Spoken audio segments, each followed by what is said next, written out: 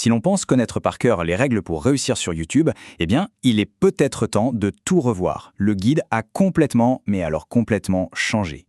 Alors la question se pose d'emblée, est-ce que certaines habitudes, sans qu'on s'en rende compte, pourraient saboter la croissance d'une chaîne? La réponse est probablement oui. On va voir que dans le monde ultra compétitif de YouTube, beaucoup de stratégies qu'on pensait acquises sont en fait devenues de vrais freins. Les règles du jeu ont vraiment été bouleversées. Ce qu'on va faire ensemble, c'est décortiquer ce qui marche aujourd'hui en se basant sur les conseils des experts. Et vous allez voir, tout part d'un changement majeur dans la façon dont la plateforme elle-même fonctionne. Mais avant de parler de ce qui marche, il faut absolument comprendre pourquoi les anciennes méthodes sont, tout simplement dépassées. C'est la première étape cruciale. Voilà une idée qui résume parfaitement la situation. C'est essentiel de comprendre ça. Une stratégie qui était une bonne pratique hier peut aujourd'hui carrément freiner la progression d'une chaîne. C'est un vrai changement de paradigme. Prenons un exemple tout simple. Les intros un peu bateaux du style « Salut à tous, bienvenue sur ma chaîne, n'oubliez pas de vous abonner », eh bien ça ne marche plus.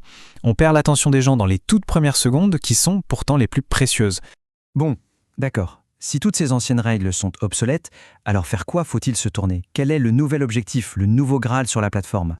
On a longtemps couru après les abonnés, mais si ce n'est plus ça le plus important, qu'est-ce que l'algorithme cherche vraiment? C'est quoi le vrai moteur du succès d'une vidéo aujourd'hui? Le changement est radical. On passe d'une métrique quantitative, le nombre d'abonnés, à un objectif beaucoup plus qualitatif, la satisfaction de l'audience. C'est ça la nouvelle boussole. Alors, la satisfaction de l'audience, ça peut paraître un peu abstrait, mais en fait, ça se mesure avec deux indicateurs très concrets, le fameux taux de clic et la durée de visionnage.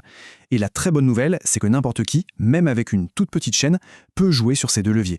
Et ce n'est pas juste de la théorie, ce changement, il ouvre la porte à des succès fulgurants, même pour de nouvelles chaînes.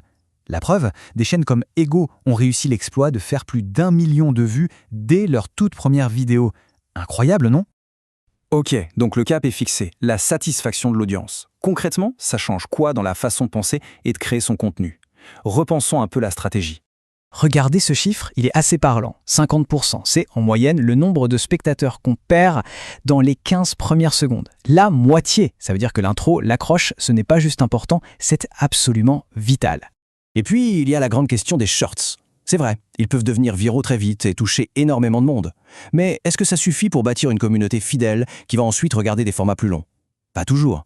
Et c'est là que la stratégie devient intéressante. En fait, la meilleure stratégie aujourd'hui, c'est souvent de combiner les deux. Les experts s'accordent là-dessus. On utilise les shorts comme une sorte de porte d'entrée pour attirer un maximum de gens, et ensuite, les vidéos longues sont là pour les fidéliser, pour construire une vraie communauté. Mais avant de fidéliser, il faut attirer, et tout commence par le clic. Pour ça, il n'y a pas de secret, il faut absolument maîtriser l'art des miniatures et des titres. Et pour les miniatures, il y a une règle d'or, que j'adore. Si quelqu'un a besoin d'avoir déjà regardé votre vidéo pour comprendre votre miniature, c'est une mauvaise miniature. C'est simple, c'est direct, et c'est tellement vrai. Tout doit être clair, tout de suite.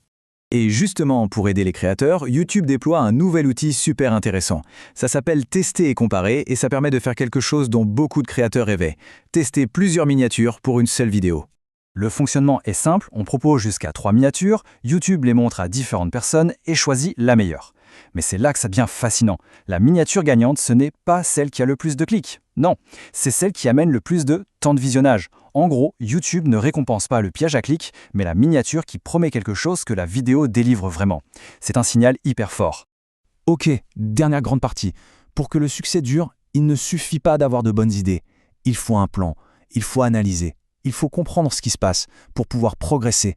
Jeter un œil à ces statistiques, ce n'est pas juste pour la curiosité, c'est stratégique. Savoir d'où viennent les gens, de la recherche, des suggestions d'ailleurs, ça permet d'ajuster le tir. Est-ce qu'il faut travailler son référencement ou plutôt créer des vidéos que l'algorithme aura envie de suggérer? Les réponses sont dans ces chiffres. Il y a quelques indicateurs clés à surveiller de très près. Le taux de clic, bien sûr. La rétention, pour voir où les gens décrochent. Le nombre de spectateurs uniques, pour savoir si on touche de nouvelles personnes. C'est en suivant ça qu'on peut vraiment comprendre ce qui plaît et doubler la mise sur ce qui fonctionne. Au final, on se rend compte que le succès sur YouTube aujourd'hui, ce n'est plus vraiment une question de chance. C'est une question de méthode, de compréhension de ces nouvelles règles. Tout repose sur un triptyque simple, viser la satisfaction, soigner son accroche et analyser ses résultats. Et c'est avec ça qu'on peut construire une chaîne solide et qui dure. Et ça nous laisse avec une question pour la fin. Si pour la prochaine vidéo, l'objectif n'était plus faire des abonnés, mais maximiser la satisfaction de l'audience, qu'est-ce que ça changerait concrètement? Pensez à l'expérience du spectateur avant de penser aux chiffres. Ça pourrait bien tout changer dans la façon de créer.